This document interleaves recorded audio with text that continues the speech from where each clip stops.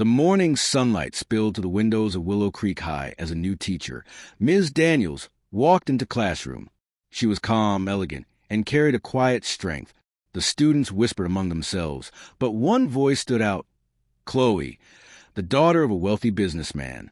She leaned back in her chair, rolling her eyes as Ms. Daniels introduced herself.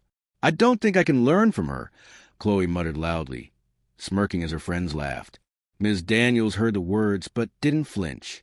She simply smiled and began writing equations on the board. The class went quiet. Her handwriting was flawless, and her explanation was crystal clear. Still, Chloe sat with folded arms, determined to ignore her. At lunch, Chloe mocked Ms. Daniels again. "My dad says people like her don't belong in private schools." Her friends laughed, but one of them looked uneasy. "You don't even know her, Chloe," she said softly. Ms. Daniels, meanwhile, stayed patient. She saw something in Chloe. Arrogance, yes, but also insecurity. Instead of responding with anger, she decided to teach her a lesson the right way, not through words, but through truth. A week later, the school held its annual academic challenge. Chloe bragged that she went easily. After all, her father had paid for the best tutors. But when the results came out, she didn't even make the top 5. The winner was announced.